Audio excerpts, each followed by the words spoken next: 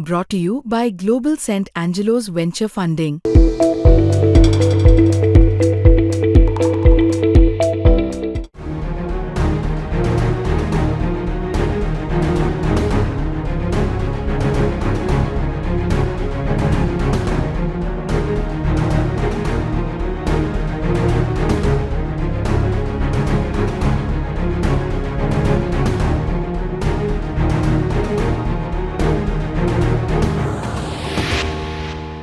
नमस्कार. माननीय उद्धव ठाकरे व माननीय राज ठाकरे यांच्याबरोबर आपण पहिल्या भागात मुंबईचा विकास, मुंबईतलं राजकारण, राज्याचे प्रश्न याच्यावर चर्चा केली. तरी प्रश्न संपत नाहीत आणि प्रश्नांचा डोंगर मुंबईसारख्या शहरात, राज्यात. विकासाबद्दल तुम्ही प्रश्नच नाही विचारले. मुंबईच्या विकासावर आपणच जास्त बोललेला आहात, कारण आपण मुंबईचे राज्यकर्ते राहिलात बराच काळ. उद्धवसाहेब किंवा राजसाहेब, मुंबई महानगरपालिका आली किंवा महाराष्ट्राच्या निवडणुका आल्या की आपण सातत्यानं आपल्याला एक भीती वाटते आणि आपण तो लोकांसमोर जातो आणि मुंबई आपल्यापासून तुटली जाईल किंवा मुंबईचा लचका तोडला जाईल, महाराष्ट्र तुटेल, विदर्भ वेगळा होईल, हे आपण सातत्यानं म्हणतो. आताही आपण त्या विषयावरती बोलतो आहोत. पण राज्याचे मुख्यमंत्री देवेंद्र फडणवीस यांनी परवा गर्जना केली की सूर्यचंद्र असेपर्यंत मी मुंबईला महाराष्ट्रापासून वेगळं होऊ देणार नाही. तुम्ही याच्यावरती विश्वास ठेवता का? माझं फक्त एवढंच म्हणणं आहे ना की या सगळ्या ह्याच्यामध्ये त्यांच्या मुळात हातातच काही नाही आहे. इच्छा चांगली आहे, पण जे वरतून सांगितलं जाणार तेच त्यांना ऐकावं लागणार. वरतून सांगितलं की ही जमीन अदानीला द्यायची म्हटल्यानंतर त्यांच्यासमोर पर्यायच नसतो सही करण्यापलीकडे. सो वरच्यांच्या मनात काय आहे हे जास्ती महत्त्वाचं आहे. इकडच्या लोकांच्या मनात काय आहे हा विषयच येत नाही ना. त्याच्यामुळे त्यांनी चंद्रसूर्याचे कितीही दाखले जरी दिले तरी वरती जे बसलेले जे दोघे जण आहेत त्यांच्या मनात काय आहे हे पहिल्यांदा आपल्याला कळणं गरजेचं आहे आणि ते कळतंय. एक मुद्दा असा आहे, मुंबई महाराष्ट्रापासून कोणीच तोडू शकत नाही, पण ज्या पद्धतीने मुंबईची संस्कृती मानली जाते, कोणी येतो आणि सांगतो की इथल्या भागाची भाषा ही गुजराती आहे, आमच्यावरती हिंदीची सक्ती करणार, म्हणजे आमचं संपूर्ण तुम्ही अस्मिता संस्कृती मानणार आणि नावाला मुंबई महाराष्ट्रात ठेवणार, या गोष्टीला काय अर्थ नाही आहे. बरं, हे यांना जसं आता राज म्हणाले, हे बस म्हटलं का बस, उठ म्हटलं की उठ म्हणणारी मानणारी लोक आहेत, यांच्यावरती काय विश्वास ठेवायचा? आज मुंबईची संपूर्ण लक्ष्मी जी म्हणतो ती कुठे गेली? ती आपल्या हातात नाही आहे. मराठी माणसं कुठे गेली? मराठी माणूस हा कामगार, श्रमिक, लढवय्या होता. आज तो बाहेर गेला आणि संपूर्ण मुंबईची संपत्ती ही एका विशिष्ट वर्गाच्या हातात आणि ती सातत्यानं गुजरातला पळवण्याचा प्रयत्न होतो आहे. याचा अर्थ असा आहे की मुंबई तुमचा जमिनीचा तुकडा तुमच्याकडे राहील, संपत्ती आमच्याकडे राहील. तेच मी म्हणतो. ह्याच्यावरती आपण काय करणार? मला थोडंसं वेगळं म्हणायचं आहे. मला फक्त एवढंच म्हणायचं की आत्ताची परिस्थिती ही तशी नाही आहे. आत्ता त्यांना मुंबईचा तुकडाही हवा आहे. हा विषय फक्त संपत्तीचा नाही आहे. आपण जर समजा नीट बघितलं तर संयुक्त महाराष्ट्राच्या चळवळीच्या वेळेला देखील मुंबईमधले जे अमराठी धनदांडगे जे होते तेच मागणी करत होते की मुंबई ही गुजरातला द्या म्हणून. आजही तीच परिस्थिती आहे आणि त्यावेळेला जर समजा 5 लोक असतील तर ती आज 500 लोक झाली आहेत. आणि ज्या प्रकारे मुंबईमधल्या गोष्टी ज्या आत्ता केंद्र आणि राज्यामार्फत ज्या गोष्टी केल्या जात आहेत किंवा करून घेतल्या जात आहेत, तो धोका मला सर्वाधिक वाटतोय जो ह्याच्या अगोदर फार नव्हता कधी इतका. आत्ता जे स्ट्रॅटेजिकली जी मुंबई तोडण्याचा जो प्रयत्न सुरू आहे, ज्याला आपण MMR रिजन ज्याला म्हणतोय, आणि या MMR रिजनमध्ये कोणत्या प्रकारच्या गोष्टी सुरू आहेत. अदरवाईज वाढवण बंदराला लागून वाढवणाला तिथे विमानतळ कशासाठी तुम्ही आणताय?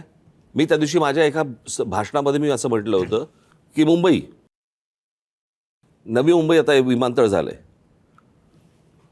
या आत्ताच्या मुंबईच्या विमानतळावरचा संपूर्ण कार्गो हे तिकडे नेणार विमानतळावरती आणि हळूहळू करत, आता जी सुरुवात झालीच आहे पण हळूहळू करत मुंबईमधलं डोमेस्टिक आणि इंटरनॅशनल हे नवी मुंबईला वळवणार. आत्ताचा विमानतळ हे अदानीकडे आहेच. आत्ताच्या विमानतळाचं जर समजा क्षेत्रफळ जर समजा तुम्ही पाहिलं तर त्याच्यामध्ये साधारणपणे कमीत कमी 50 शिवाजी पार्क मैदानं बसतील एवढं ते क्षेत्रफळ आहे.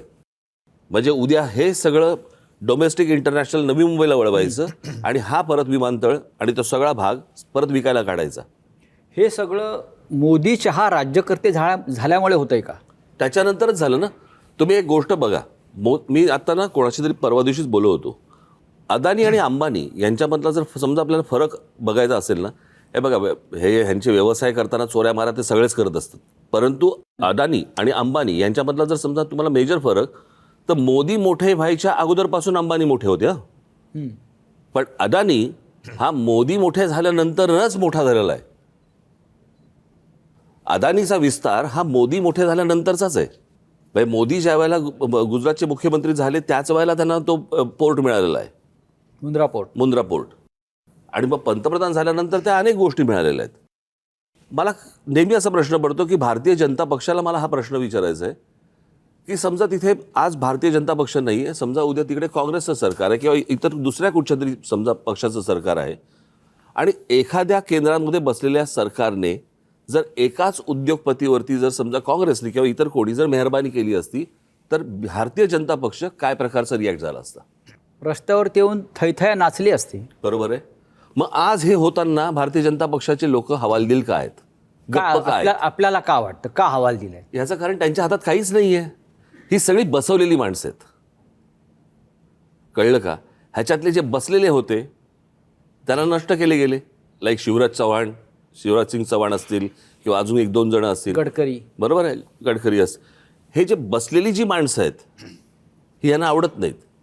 आणि हे बसवलेलं म्हणजे जे पूर्वी काँग्रेसच्या काळामध्ये जे व्हायचं तेच आत्ता सगळं सुरू आहे. फक्त ह्यांचा उद्देश जर समजा बघितलं, काँग्रेसच्या काळामधले जे पंतप्रधान होते ना, त्यांना कुठचं राज्याचं लेबल नव्हतं.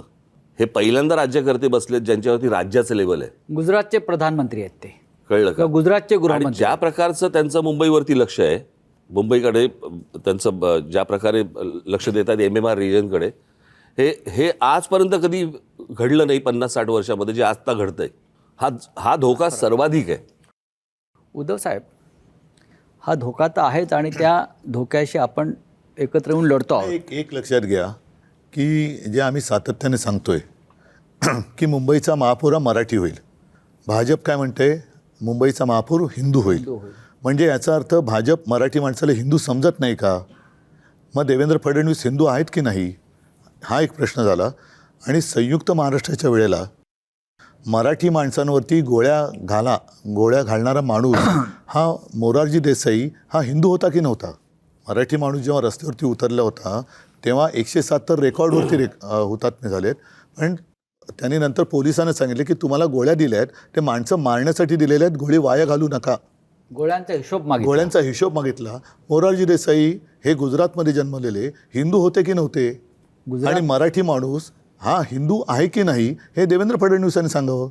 याचं कारण असं की ज्या वेळेला मोदींना अटल बिहारी वाजपेयी केराच्या टोपलीत टाकत होते तेव्हा त्यांना वाचवणारे हिंदू हृदय सम्राट शिवसेना प्रमुख बाळासाहेब ठाकरे हा अस्सल मराठी माणूस होता. त्याच्यामुळे त्यांनी हिंदू मराठी याच्यामध्ये जी काही गफलत करण्याचा प्रयत्न चालवला आहे ना, तो पहिला बंद करावा. आणि देवेंद्र फडणवीसांनी सांगावं की मराठी आणि हिंदू म्हणजे काय, मराठी हा हिंदूच आहे. गुजरातमध्ये औरंगजेब जन्माला आला. अजून एक गोष्ट सांगतो, हे मी तुम्हाला सांगतोय ना, जे हे गेल्या वर्षभरामध्ये मला एक व्यक्ती भेटली आणि त्यांनी मला ज्यावेळेला एक असं सांगितलं की जरा ह्या गोष्टींकडे तुम्ही लक्ष द्या.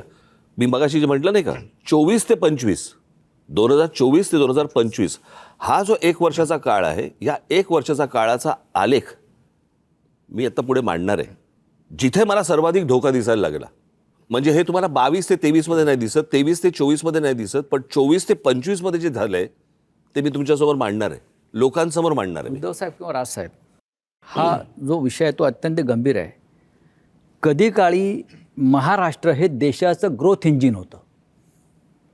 मोदी शहा आल्यानंतर महाराष्ट्राची पिछाड झाली आणि त्यांनी गुजरातला ग्रोथ इंजिन बनवण्याचा प्रयत्न सुरू केला. महाराष्ट्राला पाठी ढकलला. ढकलला म्हणजे ग्रोथ इंजिन गुजरातला केलं. हा महाराष्ट्रावर सूड घ्यायचा प्रयत्न सुरू आहे का? दुसरं काय म्हणू शकतो? नाही, मी म्हटलं ना, जुनी जखम. बरं का, तेव्हा जी मुंबई हाताला लागली नाही, त्याचं जर समजा तुम्ही जर नीट बघितलं ना, त्याचं कसं आहे, मी नेहमी सांगत आलो की कुठचाही भूगोलाशिवाय इतिहास नाही.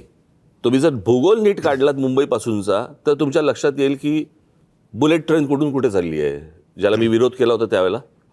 माझा आजही विरोधच आहे त्याला, सगळ्यांनीच विरोध केला. बरं का. या सगळ्या ह्याच्यामध्ये ती बुलेट ट्रेन, त्या बुलेट ट्रेन नंतर हे मी म्हणतो हे ठाणा पालघर हा जो सगळा भाग आहे हा सगळा तेवढा पट्टा बरोबर गुजरातला लागतो, कारण गुजरातची बॉर्डर आहे ती. करेक्ट.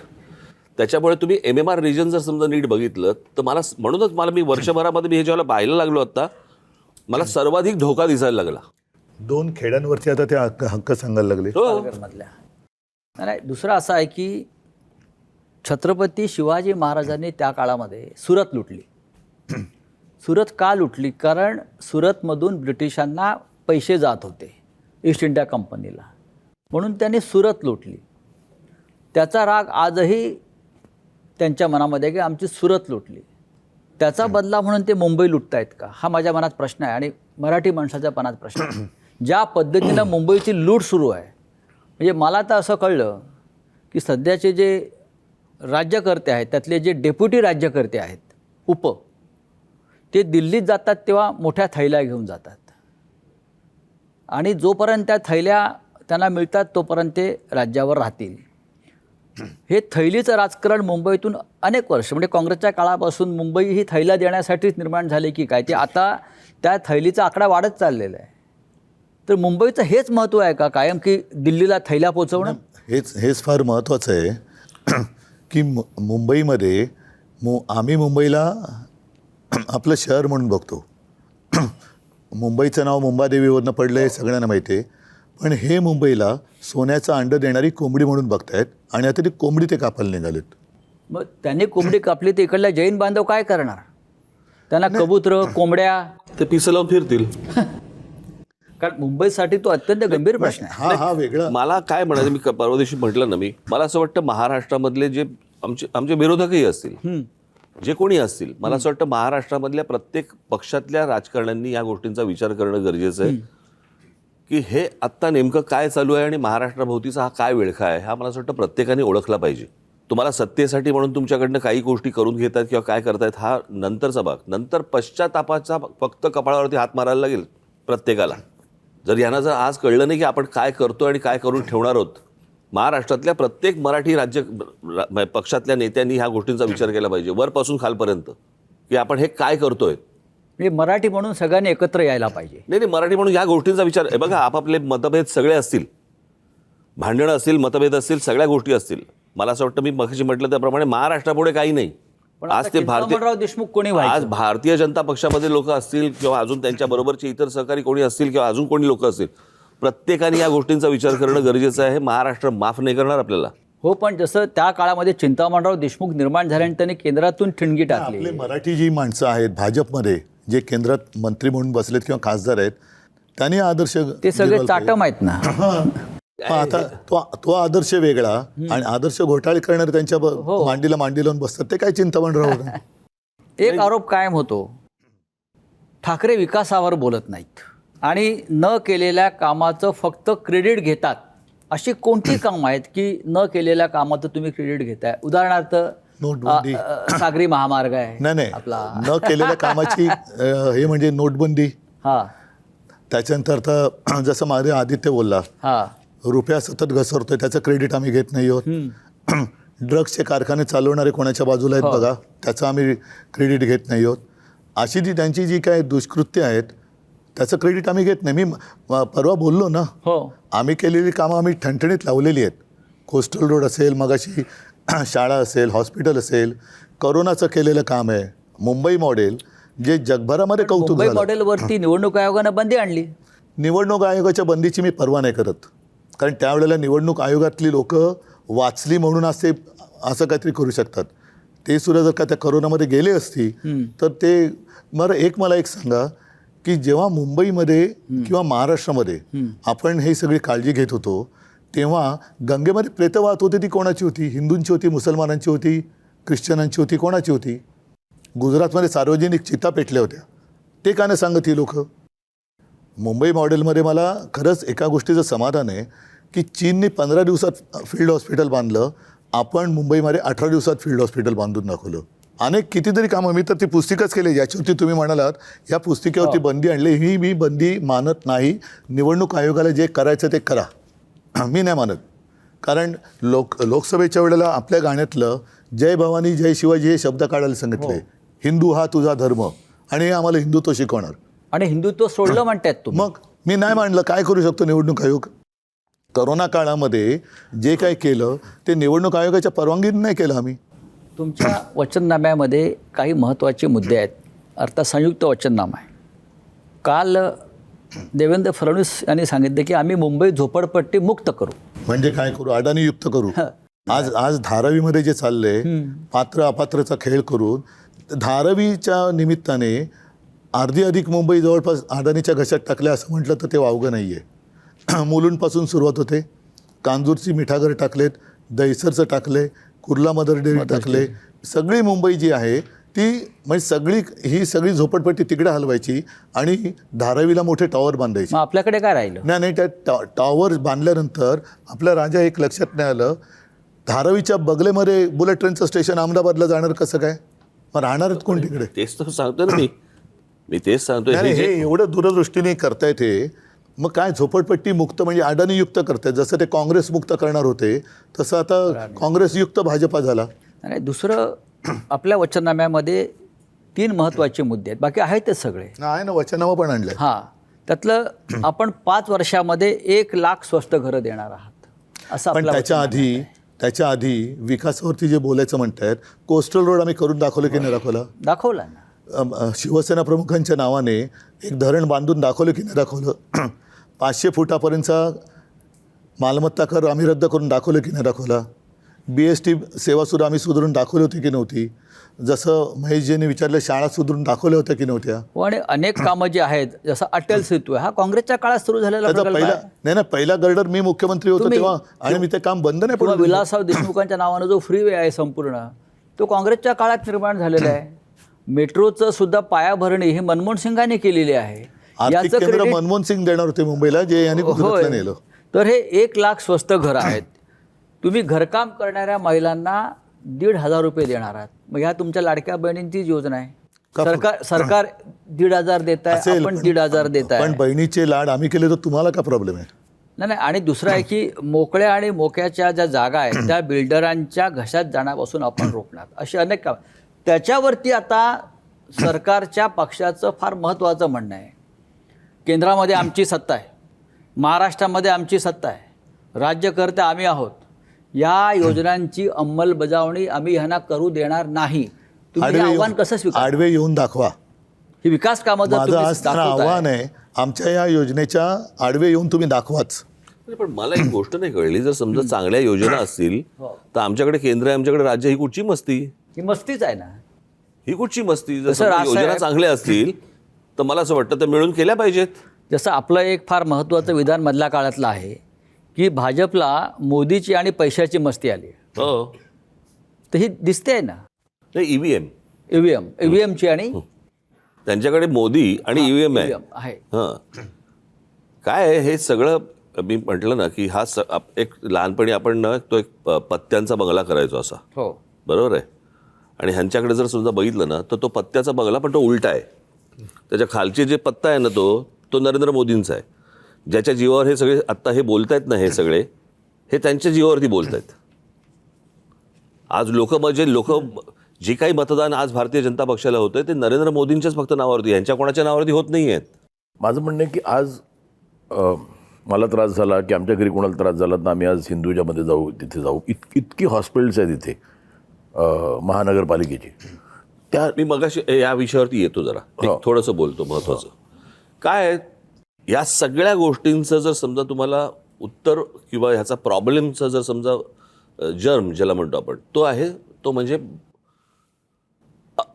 अवास्तव येणारे या शहरांमध्ये येणारे लोंढे. तुम्ही किती योजना चांगल्या करायला गेलात, हे लोंढे ज्या वेळेला येतात त्यावेळेला हे सगळं तुमच्या योजना विस्कटल्या जातात. तुम्ही रस्ते केलेत की त्याच्यावरती तुम्ही चांगले रस्ते केलेत, त्याच्यावरती एक्स्ट्रा गाड्या येणार कारण लोंढे माणसं जास्ती आली, इमारती जास्ती येत आहेत.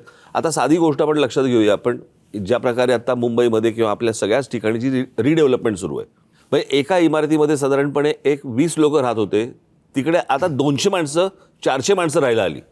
बरोबर आहे, जागा तेवढीच आहे. आता जास्तीत जास्त जेव्हा तुम्ही माणसं एका शहरामध्ये जेव्हा येतात, बंधनं तिकडे घातली गेली पाहिजेत ना. उद्या पहिलाच प्रश्न तोच होता So, ना, की उद्या how can we decongest Mumbai. मग काय होतं, फक्त मुंबईमध्ये ही गोष्ट होते, महाराष्ट्रामध्ये ही गोष्ट सांगितली जाते की या देशामधला कोणी माणूस कुठेही जाऊ शकतो आणि राहू शकतो. हे बाकीच्या राज्यांमध्ये होत नाही. हे बाकीच्या राज्यांमध्ये होत नाही. बाकीच्या राज्यांचे बरोबर लोक तिकडे कंट्रोल करतात. आमच्याकडेच फक्त आमचेच लोक सांगतात. आता आडवी मुंबई उभी झालेली आहे. नाही नाही, आत्ता तेच म्हणतो ना की एक एक एक कॅलॅमिटी किंवा एपिडेमिक हेच मुंबईला वाचू शकतं का? नाही दुर्दैव आहे ते. पण प्रश्न असा आहे ना की हे जोपर्यंत लोंढे अंगावरती येत आहेत तोपर्यंत तुम्ही किती जरी योजना राबवायचा प्रयत्न करा ते करूच आपण. तू मगाशी म्हणालास की बाबा फुटपाथवरती ही जी लोक फुटपाथ किती वेळा साफ करा. नाही, जसं मला वाटतं मी पार्किंग लावतो म्हणजे मला तुमचा हक्क नाही, मला मी पार्किंग लावलं, तुम्ही मला पैसे घ्या. एक मिनिट, आता मला जागा दाखवा. मी आता ह्या गोष्टीला साधारणपणे 4-1 महिने झाले असतील, 4-5 महिने झाले असतील. मी मुख्यमंत्र्यांना भेटलो होतो एक योजना घेऊन. ही वाहतुकीची वाचली होती. ती पार्किंगची योजना होती आणि इतकी सिंपल योजना आहे ती, ज्याच्यामध्ये मी त्यांना सांगितलं होतं की काही महत्त्वाचे मोक्याचे मैदानं काढा. बरोबर. त्याच्यावर त्यांनी मला हे पण सांगितलं होतं की आपण पायलट प्रोजेक्ट म्हणून मुंबई आणि 2 उपनगरात मैदानांच्या खाली 500 ते 1000 गाड्यांचं पार्किंग, वरती मैदान तसं असे जर जोपर्यंत तुम्ही पार्किंगचे लॉट्स करत नाही तोपर्यंत रोजच्या रोज गाड्या आदळतच आहेत. तुम्ही रजिस्ट्रेशन किती गाड्यांचं होतं रोजचं या शहरांमध्ये एकदा बघा आकडे त्याचे. आणि फुटपाथला जर समजा आपण पिवळा आणि काळा, म्हणजे फुटपाथ जे असतात ते पिवळा आणि काळा म्हणजे पार्किंग, आणि काळा आणि लाल दगड त्याचा तो म्हणजे नो पार्किंग. बोर्ड लावायची गरजच नाही तुम्हाला. सोप्या गोष्टी आहेत. महिनाभरात ताबडतोब करून टाकू असं म्हणून मला सांगितलं. नाही, माझं तेच म्हणणं की मी एक कॅल्क्युलेशन केलं की गाड्या मुंबईच्या जेवढ्या गाड्या आहेत त्या अगदी बंपर टू बंपर उभ्या केल्या आत्ताच्या 51 लाख गाड्या. ते पण मी 6 फूट धरलं ॲव्हरेज. त्याच्यात ट्रक पण आहेत, त्याच्यात टेम्पोज पण आहेत. तर बंपर टू बंपर उभे केलं, इथपासून लंडनपर्यंत जाऊन परत 1000 किलोमीटर लाईन लागेल. कारण कंट्रोलच नाही ना. त्या गाड्यांवरनं जायला 9 तास लागेल प्लेनला. अरे म्हणूनच सांगतो ना की या सगळ्या गोष्टींवरती एक राज्यकर्ते म्हणून ज्या वेळेला मी म्हटलं होतं की या देशाचे पंतप्रधान नरेंद्र मोदी व्हावेत, खरं तर मला वाईट या गोष्टींचं वाटतं की एका माणसाकडे इतकं बहुमत दिल्यानंतर एखाद्या राज्याकडे किंवा सगळ्या देशांकडे टाउन प्लॅनिंग किंवा त्याच्या सगळ्या ज्या काही यंत्रणा आहेत ह्याच्याकडे का नाही पाहिलं जातं. नाहीच आहे हे दर बाबा 6 महिन्याला काहीतरी निवडणुका लागल्यात, इकडे बोलतायत, 6 महिन्यांनी इथे निवडणुका लागल्यात, इथे बोलतात. पण जे महत्त्वाचे जे प्रश्न आहेत याच्यावरती मला असं वाटतं की मी जो बघत होतो की बाबा ह्यांच्याकडनं काहीतरी घडेल, काही गोष्टी घडतील. आत्ताही मला वाटलं की बाबा काहीतरी गोष्टी घडतील. मूळ प्रश्नांकडे लक्षच नाही आणि त्याच्यामुळे खाली लक्ष नाही. फक्त निवडणुका बघायच्या, माणसं ढापायची, पैसे वाटायचे. कुठे त्यांचंच वाक्य होतं, कुठे नेऊन ठेवलंय महाराष्ट्र, असा महाराष्ट्र होता. बरं, लोकांच्या गरजा काय आहेत आणि अपेक्षा काय, छोट्या अपेक्षा आहेत, छोट्या गरजा आहेत. त्याही जर समजा लोंढ्यांमुळे जर समजा उद्ध्वस्त होणार असतील आणि नुसतंच त्या लोंढ्यांमुळे ते योजना नव्हे तर तुमचं अस्तित्व, मराठी माणसाचं अस्तित्व पण उद्ध्वस्त होणार असेल. इकडे राहणारी माणसं उद्ध्वस्त होत आहेत. योजना तर जाऊच दे. Exactly ना. आता हा विचार आहे ना, हा मगाशी तुम्ही मांडलात, ज्याचा त्रास मी आत्ता सहन करतोय, हा सगळ्या मुंबईकरांनी विचार केला पाहिजे.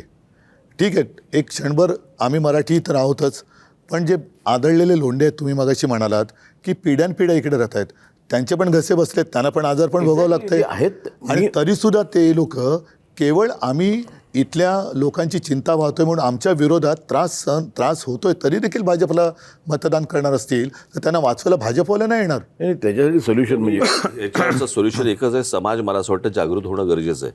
ते चुकत असतील तर त्यांना माफ करू नका, आम्ही चुकत असू तर आम्हाला माफ करू नका. तुम्ही योग्य लोक कोण काय करतंय याच्यावरती मतदान होणार आहे की नाही. आणि जर समजा चुकीच्याच गोष्टी करणाऱ्या लोकांच्या मागे जर समजा तुम्ही मतदान करत राहिलात तर समोरच्यांना जे चुका करतायत त्यांना कधीच कळणार नाहीत की आपल्या चुका आहेत म्हणून. उद्या वाचवायलाच कोण येणार कोण येणार. आणि माझं काय म्हणणं आहे की मुंबई आपण म्हणतो आता डेव्हलप करा, तेवढी आता क्षमता राहिलेली नाही मुंबईची. आज मुंबईचं डेव्हलपमेंट करण्यापेक्षा, FSI वाढवण्यापेक्षा आहेत त्या सुविधा चांगल्या करा. म्हणजे ट्रेनची म्हणा, मेट्रोच्या म्हणा, हे बंद करा. म्हणजे उद्या आज झोपडपट्टी बांधली की, म्हणजे आम्ही लहानपणी बघायचो की आमच्या इथे कुठे झोपडपट्टी बांधली की लगेच येऊन म्युन्सिपाल्टी ती तोडायची. आज त्यांनाही माहिती आहे, आज मी ते झोपडपट्टी बांधली की मला इथे जे काही टावर होईल त्याच्यात मला जागा मिळेल, त्यामुळे येत आहेत ना. बेसिक प्रॉब्लेम तोच आहे ना. काय मी परत तेच सांगतो ना, प्रश्न असा आहे की ज्या वेळेला तुम्ही या सेवा जेव्हा सुरू करता, मेट्रो असेल, रेल्वे असेल किंवा इतर कुठच्या अजून दुसऱ्या काय मोनोरेल असेल किंवा तुम्ही गाड्यांच्या रजिस्ट्रेशनवरती पहिल्यांदा बंधनं आणली पाहिजेत ना हो. ते बंदच झालं पाहिजे म्हणतो आता. पण ते होतच नाहीये ना. किंवा तुम्हाला घ्यायची असेल गाडी, ज्याच्याकडे आता एक गाडी करा येते प्रत्येक घरी. कारण मी तेच सांगतो, लंडनपासून परत येऊ शकतं 1,000 किलोमीटर एवढ्या रांगा लागतात. देशांचं राज्य आपल्याला त्याच्या बघा प्रश्न असा आहे ना की त्याच्यामध्ये तुम्ही आम्ही सगळेच आलो या सगळ्या गोष्टींमध्ये. एक कायदा करा गाड्यांबद्दल, सगळे जण मानतील. काय प्रश्न येतो त्याच्यामध्ये? बरं, जेवढ्या रजिस्टर्ड रिक्षाज आहेत तेवढ्याच अनरजिस्टर्ड रिक्षाज आहेत. कोणी त्याला त्याच्यावर अनधिकृत म्हणतात. अनधिकृत. आणि मागे एकदा मी एक झाली तर 10 वर्ष झाली त्यावेळेला एक अनधिकृत टॅक्सी आणि रिक्षांबद्दल आंदोलन केलं होतं. 4,000 रिक्षा फाटल्या होत्या. म्हणजे गव्हर्नमेंटनेच पकडल्यानंतर त्या सगळ्या त्या फाडल्या होत्या. जवळपास 2,000 टॅक्स्या डिसमेंटल केल्या होत्या. त्यावेळेला सरकारला सांगून मी करून घेतल्या होत्या. मला असं वाटतं काँग्रेस होती त्यावेळेला, काँग्रेसचं सरकार. काहीतरी म्हणजे मुंबई जर का वाचली तर काहीतरी. पण म्हणून आहे ना, आत्तापर्यंत आम्ही केलेली कामं लोकांसमोर आहेत. उद्या काय करणार ते लोकांसमोर ठेवलं आहे. आता लोकांनी ठरवायला पाहिजे की उद्या त्यांना काय पाहिजे. आम्ही ज्या तळमळीने बोलतो आहोत, विषय मांडतो आहोत, ह्यांच्याकडनं फक्त आरोप होत आहेत. केलेली कामं कुठे आहेत? ना यांनी कधी नेते निर्माण केले, ना कधी यांनी कामं निर्माण केली, नाही म्हणजे काहीच निर्माण नाही केलेलं. फक्त दुसऱ्याचं उचलायचं. आणि म्हणजे मी काल बोललो की शिवसेना प्रमुखांचा पुतळा जो आम्ही केला ते सुद्धा त्यांचं क्रेडिट ते घेत आहेत. मग तुम्ही आलात कशाला जन्माला आणि कशासाठी बसलात राज्यावर? फक्त निवडणूक आली का जातीपातीत धर्माधर्मात मारामाऱ्या लावायच्या, लोकांनी आंधळेपणाने मतदान करायचं, ही त्यांची अपेक्षा आहे का? अंधभक्त आहेत ना एवढ्या मोठ्या प्रमाणात. हो. हिंदुत्व म्हणजे काय आहे? अंधभक्त निर्माण करणं हे त्यांचं हिंदुत्व मला आहे. आता काय वाटतं माहिती आहे, ही महानगरपालिकेची निवडणूक मला असं प्रामाणिकपणे वाटते की हे जी बेबंदशाही सुरू आहे याला जर समजा काही प्रमाणामध्ये जर त्याला जर थांबवायचं असेल, अटकाव करायचा असेल, तर ही महानगरपालिका या सगळ्यात मुंबई, ठाणा या सगळ्याच, मी MMR रिजन म्हणतो, या आमच्या हातामध्ये येणं गरजेचं आहे. ह्या सत्तेसाठी बोलत नाही आहे. या सगळ्या गोष्टींना अटकाव जर बसला नाही, उद्या जर ह्या तिन्ही जर समजा गोष्टी गेल्या तर म्हणजे तुम्ही नंतर कोणाकडे बघायचंच नाही. मग रावसाहेब, तुमचा मुद्दा अत्यंत महत्त्वाचा आणि आता ही सगळ्यात महत्त्वाची मराठी माणसासाठी सगळ्यात महत्त्वाची निवडणूक आहे. मी हे निवडणुकीसाठी बोलत नाही, निवडणुका लागायच्या अगोदरपासून बोलतोय आम्ही. 7 वर्षांनी या निवडणुका होत आहेत. जवळजवळ 7-8 वर्षांनी आपण प्रतीक्षा करत होतो निवडणुका व्हाव्यात. संजय मला पण ह्या निवडणुका सुद्धा सरळ मार्गाने होत नाहीयेत. नाही एक मिनिट, हिंदीची सक्ती, एक मिनिट, यंत्रणांचा गैरवापर, हिंदीची सक्ती. हो. मी त्यावेळेला आठवतं ना, मी त्यावेळेला म्हटलं होतं की हिंदीची सक्ती नाही आहे, हे चाचपडून बघतायत तुम्हाला की तुम्ही जागे आहात का झोपलेला आहात. ही हिंदीची सक्ती ते त्याच्यातनंच होतं ते सगळं, की हा महाराष्ट्रातला मराठी माणूस जागा आहे का?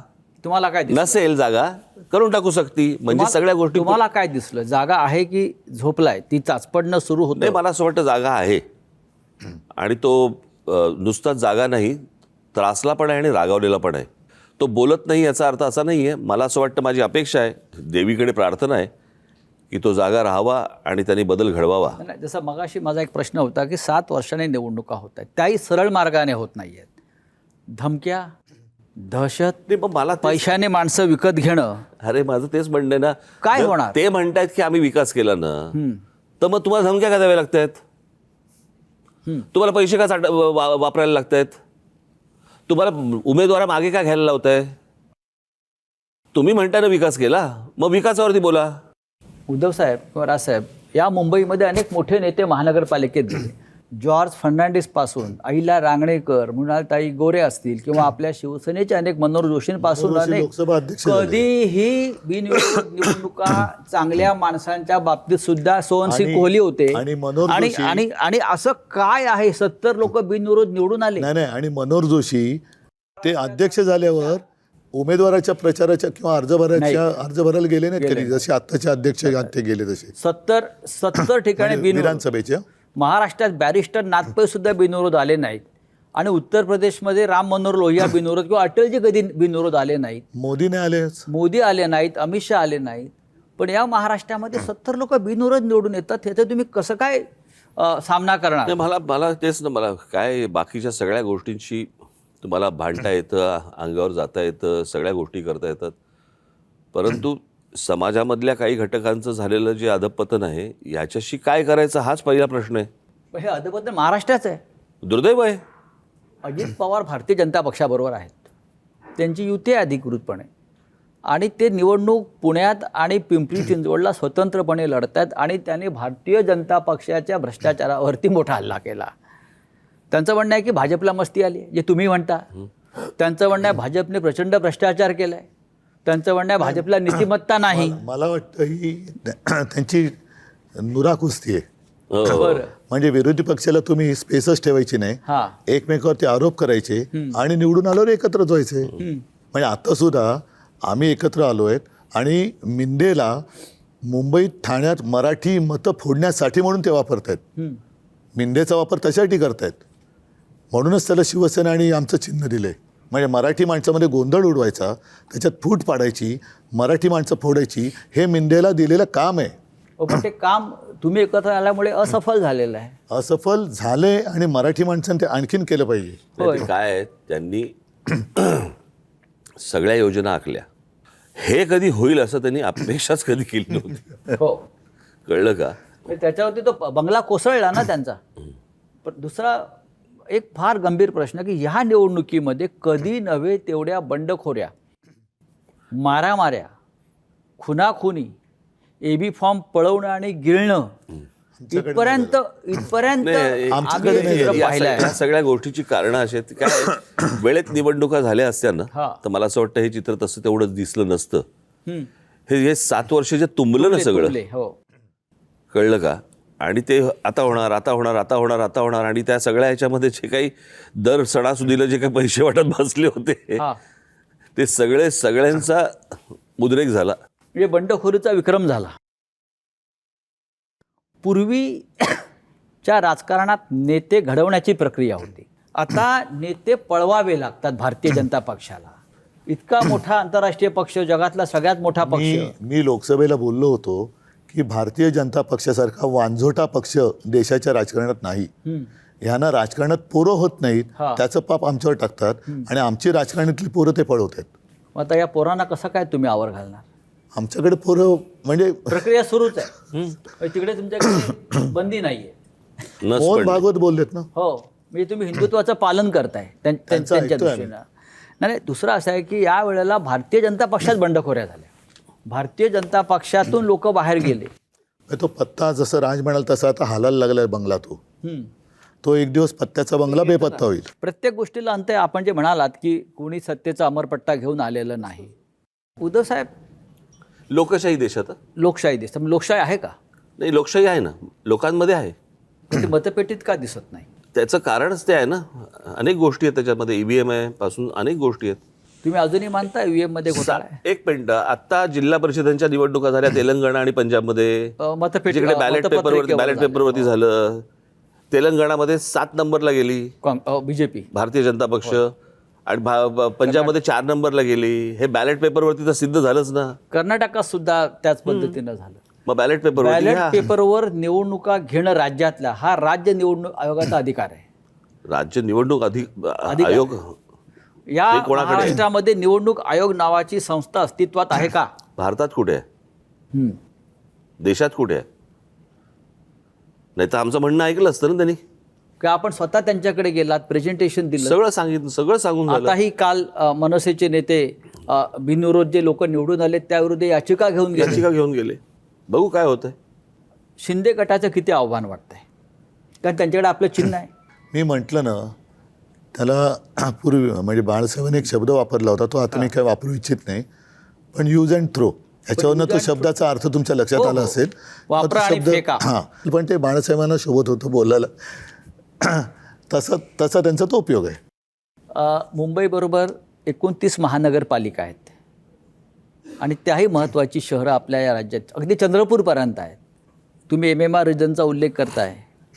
पुणे, नाशिक, जळगाव, संभाजीनगर, जालना, परभणी, नागपूर, अमरावती, अकोला या सगळ्या महानगरपालिका मिळून महाराष्ट्र आहे.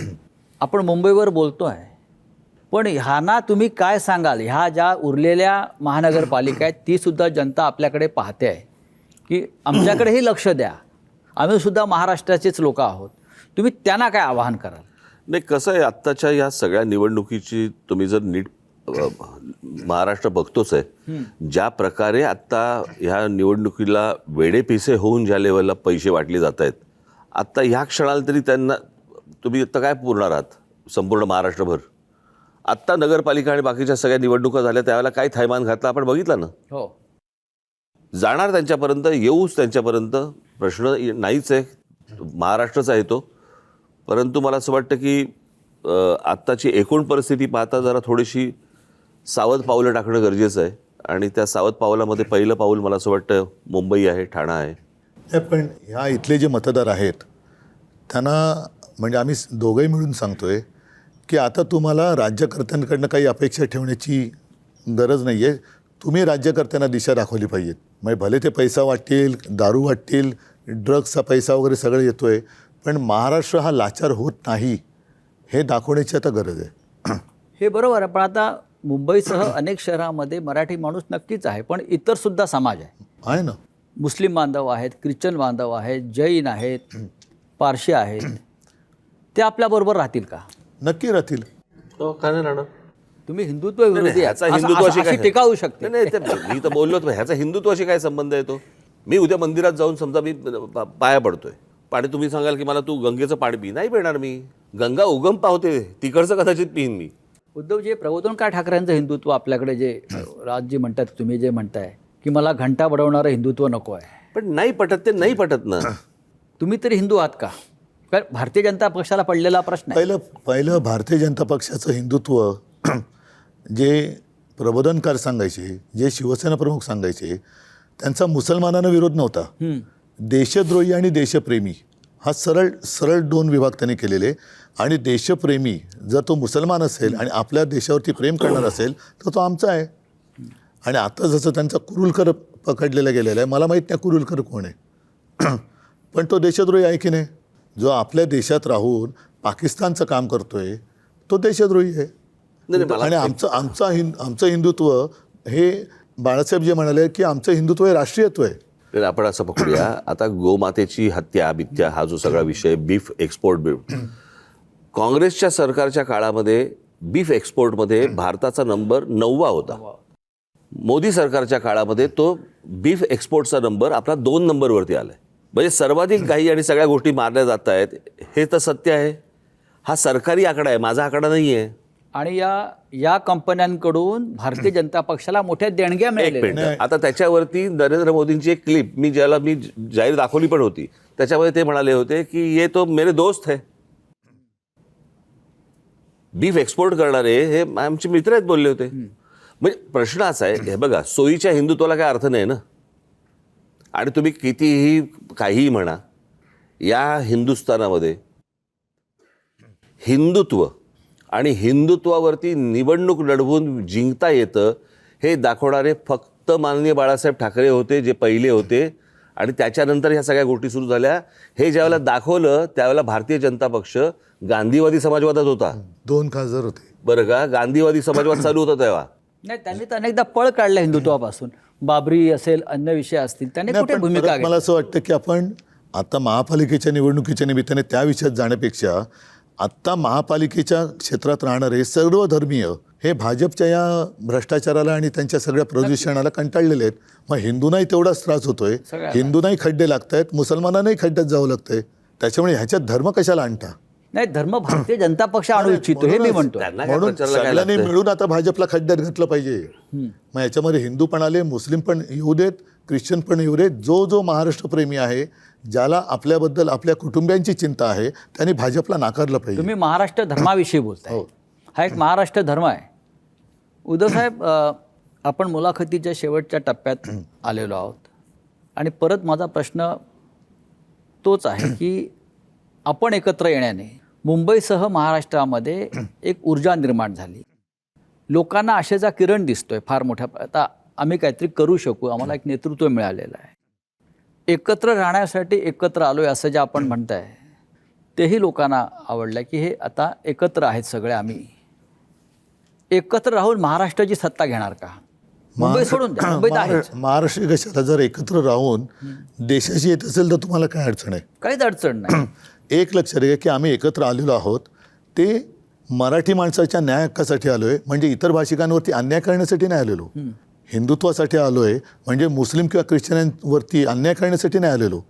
जेव्हा आम्ही परत सांगतो, मुंबई महापालिका आमच्या ताब्यात 25 वर्ष मुंबईकरण दिली, त्या मुंबईकरांमध्ये मराठी तर आहेतच, पण मुस्लिम पण आहेत, ख्रिश्चन पण आहेत, काही प्रमाणात गुजराती पण आहेत, उत्तर भारतीय आहेत, आणि या सगळ्यांना आम्ही सारख्या सुविधा दिलेल्या आहेत. जसं मगाशी शाळेचा विषय काढला, आम्ही 8 का 9 भाषेत शाळा दिलेल्या आहेत, उर्दू शाळा पण आहेत. आणि कोरोनामध्ये सर्व धर्मियांना आम्ही सारखे उपचार केले. मी साधी गोष्ट सांगतो, या सगळ्या ह्याच्यामध्ये हे 2009-10चं वगैरे असेल आंदोलन. कसं आहे, जसं प्रत्येक राज्यामधला हिंदू हा तसा वेगवेगळा आहे, कारण वेगवेगळ्या ठिकाणचं राज्यातलं कल्चर वेगळं आहे, तसा प्रत्येक राज्यातला मुसलमान देखील वेगळा आहे. आता महाराष्ट्रामधला राहणारा जो मुसलमान आहे, वर्षानुवर्ष अनेक पिढ्या राहणारा, तो मराठी मुसलमान आहे, मराठी भाषिक आहे, मराठी भाषिक आणि मराठी मुसलमान आहे तो. म्हणजे याच्यावरती आंदोलन झालं होतं त्यावेळेला. त्या हज कमिटीचं ऑफिस आहे ना तिकडे, की तिकडेच्या सगळ्या त्या हज कमिटीच्या ह्याच्यावरती UP बिहार आणि इकडच्या सगळ्या लोकांचं तिकडे ते वर्चस्व होतं, आणि महाराष्ट्रातल्या मराठी मुसलमानांना हजला जाऊ देत नव्हते. त्यावेळेला केलेलं आंदोलन आहे माझ्या पक्षाने. महाराष्ट्रामधले मुसलमान जे आहेत, असंख्य मुसलमान आहेत.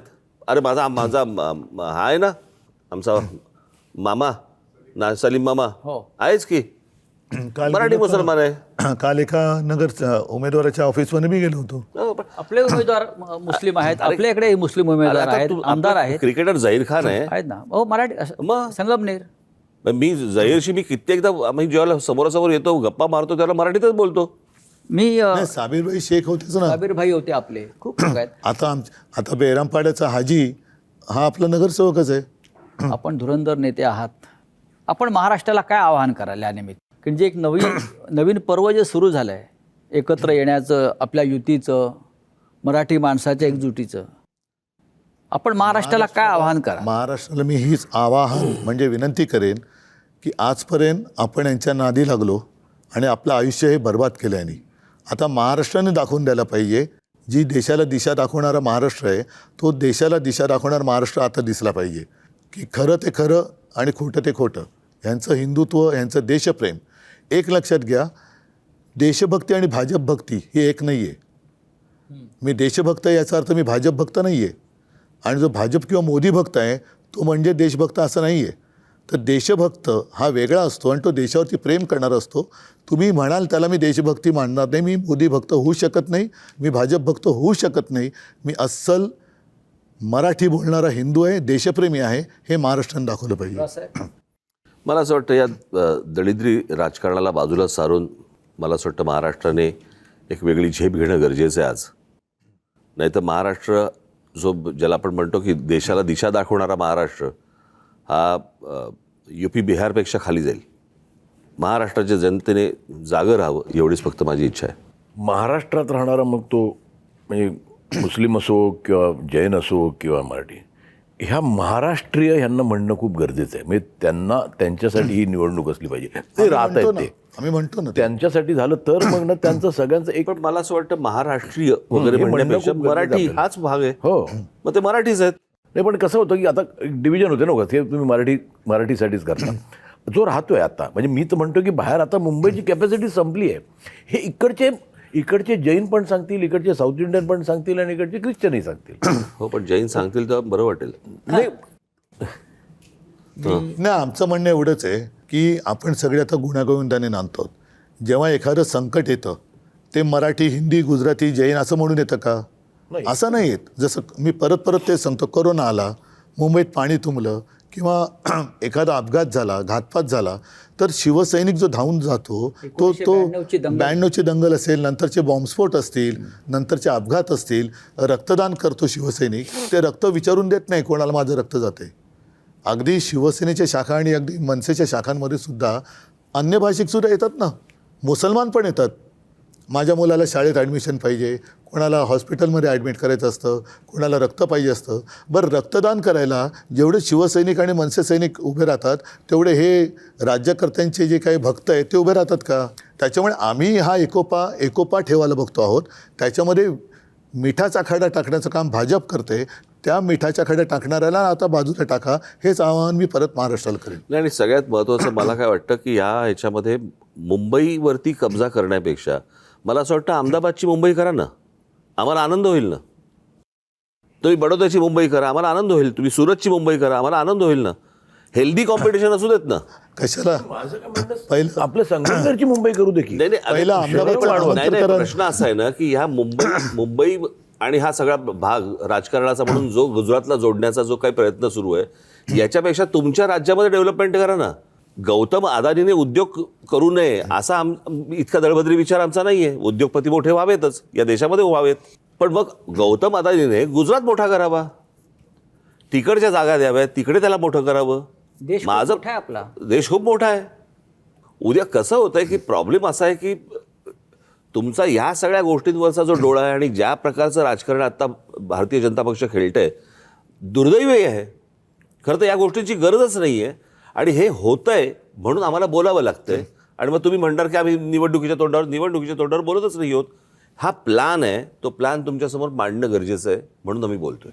उद्धव साहेब आणि राजसाहेब, आपण आलात, दिलखुलासपणे मुंबई, महाराष्ट्र, देशाच्या राजकारणावर बोललात, मराठी माणसाच्या एकजुटीवर बोललात. खरं म्हणजे राजसाहेबांनी दणदणीत शब्दात त्यांची भूमिका मांडली, पण आपला आवाज थोडासा कालपासून बिघडलेला आहे. बसलाय तरी आपण खणखणीत शब्दात पण विचार खणखणीत आहे. आपले विचार मांडलेले आहेत, त्याबद्दल मी आभारी आहे. महेश मांजरेकरांचा आभारी आहे की ते सुद्धा एक मुंबईकर म्हणून ते बसले आणि कॉमन मॅन म्हणून त्यांनी आपल्याला त्यांच्या मनातले प्रश्न विचारले. धन्यवाद. जय महाराष्ट्र. जय हिंद, जय महाराष्ट्र.